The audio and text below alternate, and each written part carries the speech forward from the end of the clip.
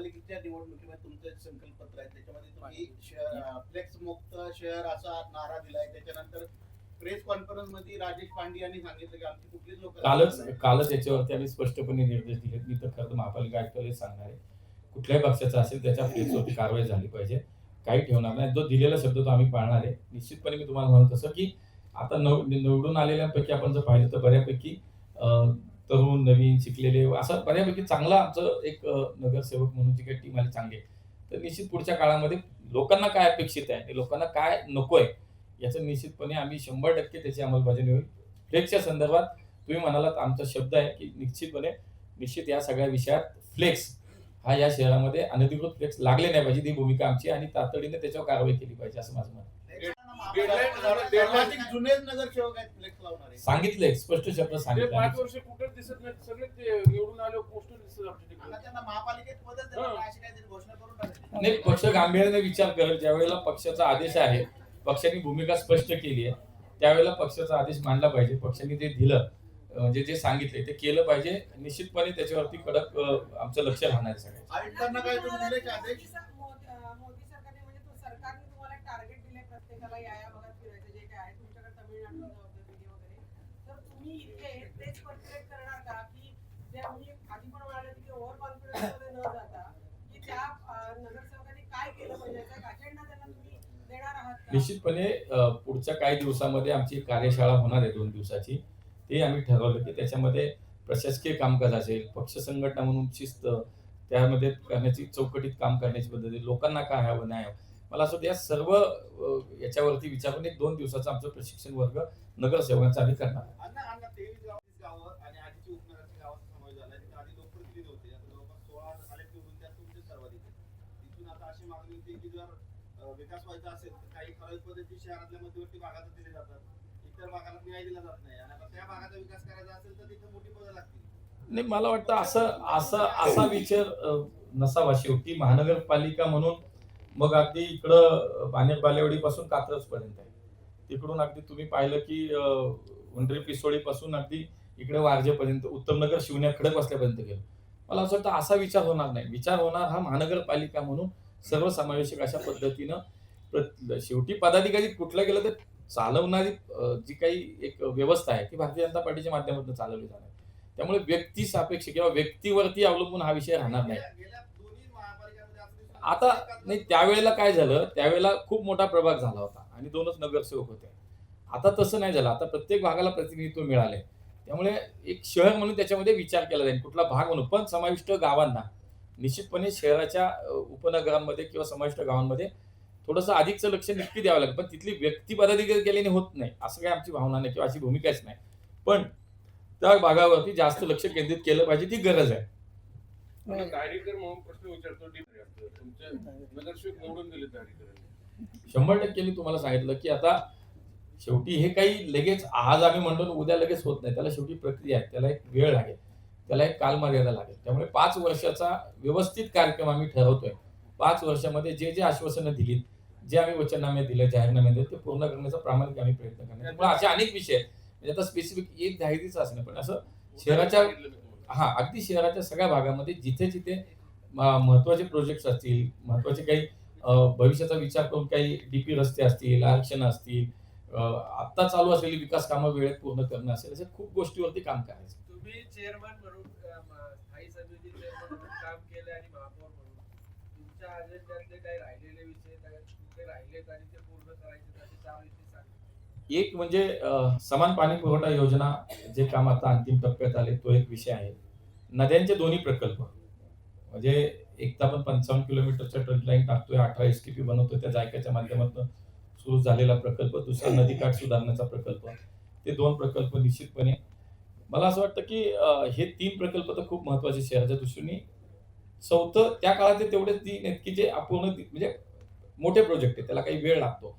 ते पूर्ण होताना आता दिसत आहेत. 70%, 80%च्या आसपास साधारणतः रिव्हरफ्रंटला थोडंसं साधारणतः 20-25% प्रगती आहे त्याची. पण बाकीचे 70-80% पुढे हे प्रकल्प गेले. हे 3-4 प्रकल्प पूर्ण करणं हे नक्कीच प्राधान्य आहे आमच्यासाठी. मेडिकल कॉलेजची नवीन इमारत आता बांधून पूर्ण होते. जे मेडिकल कॉलेज आपल्याला करता आलं महानगरपालिकेच्या या सगळ्या कार्यकालामध्ये, त्याच्या नवीन इमारतीमध्ये पुढच्या काळामध्ये आपण जर पाहिलं तर अत्यंत सुंदर देशातील अगदी चांगल्या प्रकारचं एकदम सगळ्या सुविधा असलेलं एक वैद्यकीय महाविद्यालयाची इमारत आपल्याला नायडू हॉस्पिटलच्या जागेवरती आता काम चालू आहे.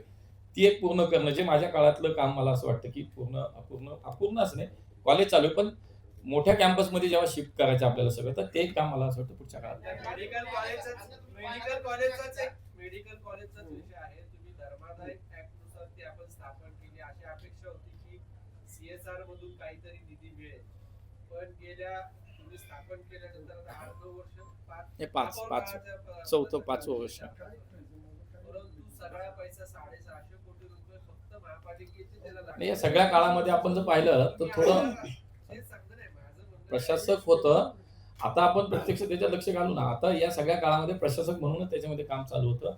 पण निश्चित आपण ह्याच्यात चांगलं सूचना चांगली आहे की याच्यामध्ये अधिकचा निधी आपल्याला महानगरपालिकेच्या अर्थसंकल्पाचा ताण कमी कसा करतील याच्यावर नक्की काम करता महानगरपालिकेच्या निवडणुकीमध्ये राज्याचे नेते असलेले अजित पवार यांनी थेट तुमच्यावर अटॅक केला आणि ही इलेक्शन अजित पवार विरुद्ध मुरलीधर पुण्यामध्ये बघायला मिळाली.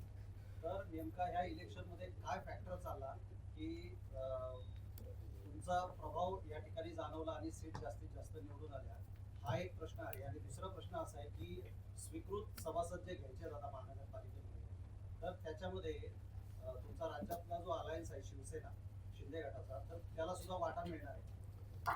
पहिला प्रश्न जो तुम्ही विचारलात तर मी मगाशी सांगितले की पूर्ण निवडणुकीच्या प्रचाराच्या काळामध्ये वैयक्तिक टीका अगदी स्तर सोडून सुद्धा झाली, माझ्यावर झाली, माझ्या पक्षावर झाली. पण आम्ही कधीच जशाच तसं उत्तर नाही दिलं. आम्ही आमच्या कामाबद्दल बोलत राहिलो. आम्ही जे वास्तव आहे, जे सत्य आहे त्याच्यावरती बोलत राहिलो. त्यामुळं मागच्याही लोकसभेच्या निवडणुकी, विधानसभेच्या हे चालूच होतं, आत्ताही सुरू झालं. मला असं वाटतं मी म्हणत तसं लोकांना ते नाही आवडत. लोकांना तुमच्या भांडणात, तुमच्यातल्या आपापसातल्या भांडणाशी लोकांना काही घेणं नसतं. तुम्ही भांडत बसा. तुम्ही आम्हाला मतदान करायला आवाहन करता, आम्ही का मत द्यायचे तुम्हाला? आम्ही तुम्हाला पुण्यासाठी मत द्यायचं. आम्हाला पुण्याचा विकास हवा आहे, पुण्याची प्रगती हवी, पुण्याचं भविष्य उद्या कोणाच्या हातात सुरक्षित आहे याचा विचार आम्ही करतो. तेव्हा तुमच्या भांडणाशी आम्हाला काही घेणे. तुम्ही एकमेकाबद्दल काही टीका कराल, गुन्हेगारांचा आकार काय, हे काय, ते काय, किंवा कुठलेही विषय, भ्रष्टाचार काय, हे लोकांना तुम्ही तुमच्यात भांडताय. खरं खोटं लोकांना माहिती आहे काय ते, पण आम्हाला ते नकोय. लोकांना पाहिजे की आम्ही मत देतोय बाबा तुम्हाला, आम्ही जाऊन बटन दाबणार, आम्हाला काय हवंय हे लोकांना माहिती आहे, तेच आम्ही बोलत होतो. लोकांना सगळंच खरं माहिती आहे, जे मी कधीच बोललो नाही, आताही नाही बोलणार. जे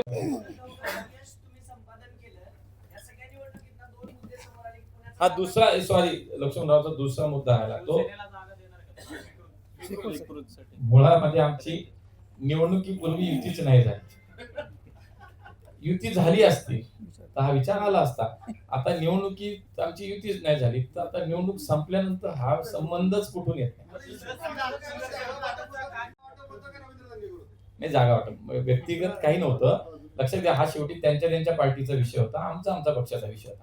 दोन्ही जेव्हा शिष्टमंडळ एकत्र बसली तेव्हा 16-17 जागांवरती आम्ही आलो होतो आणि कदाचित त्यांची मागणी 25च्या आसपास काहीतरी होती.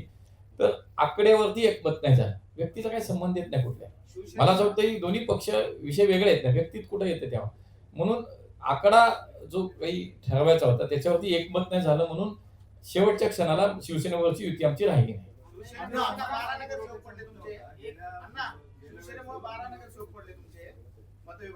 आता जिल्हा परिषद शिवसेना भाजप युती होणार आहे का? शेवटचा दिवस आहे. नाही, काही ठिकाणी जिल्ह्यामध्ये काही विधानसभा मतदारसंघामध्ये युती होण्याची शक्यता आहे. चर्चा आताही रात्रीपर्यंत उशिरा चालू होत्या, पण काही ठिकाणी नाही होणार. मग जसं नगरपालिकेला, नगरपंचायतीला झालं की काही ठिकाणी युती झाली, काही ठिकाणी नाही झाली, तसंच आता काही विधानसभा जसं काय आमचं जुन्नर, आंबेगाव, खेड या 2-3 विधानसभेत साधारणतः एकत्र लढण्याची शक्यता वाटतेय.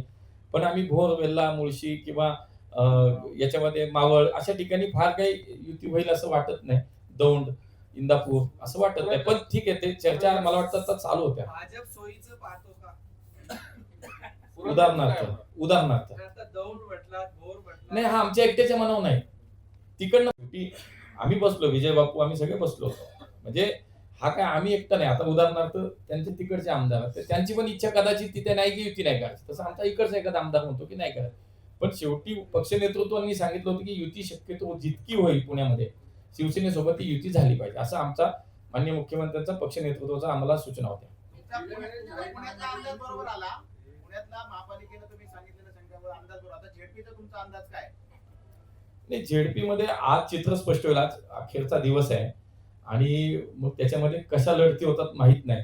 आम्ही एकत्र लढतोय की नाही, राष्ट्रवादी एकत्र लढतीये की नाही, आणि शिवाय शिवसेनेचं काय, दोन्ही शिवसेना दोन्ही राष्ट्रवादी, असं सगळं एकूण राजकीय समीकरण आज आपल्याला कदाचित आज उमेदवारी अर्ज भरता शेवटचा दिवस, माघारीच्या दिवशी राजकीय चित्र स्पष्ट होईल. पण मला असं वाटतं मागच्या वेळेसपेक्षा खूप चांगली कामगिरी आमची नक्की होईल. पुणे महापालिकेचं मी स्वतः इथं काम करतो. अण्णा महापालिकेनं प्रमोद जाहीरनाम्यातलं गेल्या वर्षी चोवीस तास पाणी पुरवठा केला होता. आता समान पाणी पुरवठा होता. नाही, मुळात त्याला पोपट मिळेल हे सांगा. तुम्ही नीट वाचा. त्याला समान पाणी पुरवठा असंच म्हटलेलं आहे. त्याच्यात समान पाणी पुरवठा, आताही समान पाणी पुरवठाच म्हटलेलं आहे. ती समान पाणी पुरवठा योजनाच आहे. समप्रमाणात पुणेकरांना कुठल्याही भागामध्ये, पुणे महापालिकेत राहणाऱ्या हद्दीतल्या कुठल्याही माणसांना, परिवाराला, कुटुंबाला शहराच्या कुठल्याही भागामध्ये जसं पाणी मिळतं तसं समान पाणी मिळालं पाहिजे. त्याच वेळेमध्ये मिळालं पाहिजे आणि त्याच प्रेशरमध्ये मिळालं पाहिजे. तितकंच मिळालं पाहिजे हा त्याच्या मागचा उद्देश. कधी होणार कधी पाणी पण? मिळेल का? 24 झालं आता 80% काम जवळपास पूर्ण झाले बाबा. 24 तास पाणी क्लिअर कधी करणार की समान पाणी पुरवठा योजना आपण त्याला म्हटलंय. समान पाणी पुरवठा योजना म्हटलंय. झालं ना त्यांचं. अण्णा, 24/7 हा शब्द का काढला त्यातला? पुढचा प्रश्न झाला ना याच्यावर.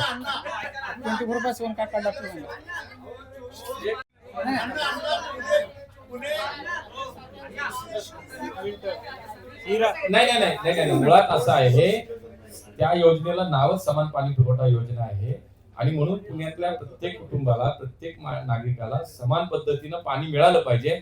ते त्याच्या मागचा खरा उद्देश आहे. म्हणजे जिथं जास्त आहे तिथं कमी होणार आणि कमी आहे त्यांना जास्त. समप्रमाणात जेवढं आवश्यक आहे तेवढं. जिथं जास्त आहे तिथं कमी होणार. महापालिकेतला असेही काही भाग आहे. आता आम्ही महानगरपालिकेच्या निवडणुकीच्या निमित्त आम्ही जेव्हा फिरत होतो, बोलत होतो, पाषाण सूत सारखा भाग किंवा इकडे अगदी विश्रामवाडी वगैरे सारखा भाग आहे. तिथे समान जाऊ द्या, 24 तास जाऊ द्या, 5-5 दिवस पाणी येत नाहीये. कुठला भाग? पाषाण सूत. ठीक आहे ना. या योजनेचा उद्देशच तो आहे की सर्वत्र सर्व भागामध्ये एकसारखा पाणी पुरवठा होईल, हा त्याच्या मागचा उद्देश आहे. तर आता जे काही नव्यानं समाविष्ट झालेला भाग असेल, जुना भाग असेल, एकत्रित त्याच्यावरती काम करतो ना आपण. आणि आता समाविष्ट गावाचा सुद्धा डीपीआर झाला. मला वाटतं त्याचंही टेंडर कदाचित प्रशासनानं लावलं होतं. समान पाणी पुरवठा योजना. त्यामुळे तिथेही ते काम निश्चित चालू आहे. विमानं आले. थांबा एक मिनिट. विमानतळाचा विस्तार करत तुम्ही केलं, पण अजूनही करतोय. 15 टर्मिनल रिकामीच आहेत किंवा बस अजूनही तिथपर्यंत जात नाही. या बेसिक समस्या आहेत तिथल्या विमानतळाच्या. त्याचं कधी सोडवणूक? कुठलं टर्मिनल आपलं नवीन उद्घाटन झालं चालू आहे ना? नाही, बाकीचे रिकामी आहेत ना अजून. नाही, त्याच्यामध्ये तिथे आपण पाहिलं असेल, तिथे काही बसेसची व्यवस्था आहे, काही छोट्या छोट्या गाड्यांची व्यवस्था आहे आणि लोकांना ती मिळते ना. तिथे व्यवस्था आहे. जात नाही तिथपर्यंत. कुठली बस?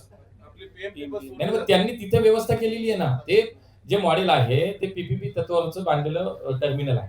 त्यामुळे त्याच्यामध्ये जे काही अग्रीमेंट झालेले त्या अग्रीमेंटला तो क्लॉज आहे. त्यामुळे तिथे जागेवरती लोकांना उतरवले, बस मिळतीये, तिथे गाडी मिळतीये त्या पार्किंग पर्यंत येण्यासाठी. अण्णा पुणे आणि पिंपरी चिंचवड मध्ये